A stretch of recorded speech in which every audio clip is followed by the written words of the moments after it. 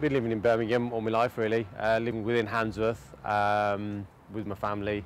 Lived in Lascelles. Used to use Soho Road as the main place for us to go and meet and greet other members of the community, and that's where my journey starts in regards of my music and the exhibition that I've done, which Birmingham Central Library has helped me with. I do like the fact that I'm part of connecting the world, because I'd like to say that I'm quite a worldly person. I do like to learn about other people's cultures, and that's what it's all about. Learning about other people's cultures and sharing your own with them, with others as well. My experience is a musical based experience where I've helped promote a lot of the early Bhangra music artists from Birmingham across the UK and also across the world as well. Bhangra music is very important because it gives them an identity.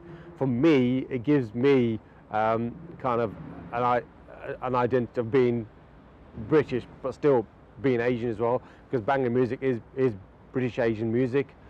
It uses Asian music forms, Punjabi instruments like drum, the dholak, the dhol, the tablas, the harmoniums, and then it fuses those with Western instruments like the synth guitars, the keyboards, electronic instruments, and sampling. The book came about. I had all these images regards of Bhangra music, which is going back to the early 80s. Also lots of records and memorabilia, which I'd collected for some unknown reason. And then I went out to research what was happening in regards of books, and I went to the libraries. There was books about new Asian music, like underground music, and there were books about hip-hop and how it evolved, books about reggae music, jazz, but there was nothing about Bhangra music and how it evolved and what, not necessarily who started it, but what the development was. And so that's what was my idea, was to write a book about my experiences and share those with other people and leave a legacy for the future.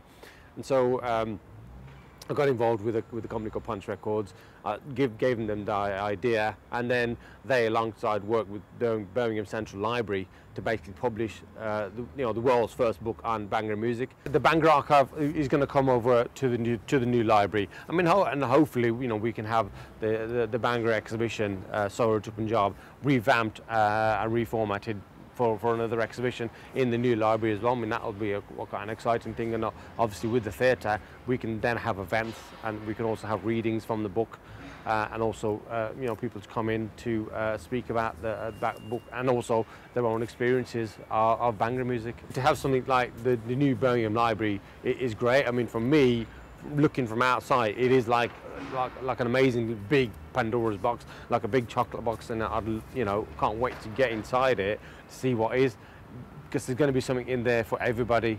On paper, it's quite exciting, from the rooftop garden to the Shakespeare room. I think that's the very interesting thing, because I love new architecture. And I'll also love the old school stuff as well, and that's going to be quite interesting to see how they've transformed the Shakespeare room and taking it out from one part of Birmingham and put it into this new library, because it's going to be absolutely amazing. We've got the grand old style of an old library with all the old wood and the old architecture in as something brand new, something like the new library. I think that's very exciting for me. Also is the amphitheatre and the open spaces where people can come, again, meet and greet people, and also perform poetry, perform musical scores, or just get the whole community involved in an event which is going to promote learning and also going to promote cooperation in communities.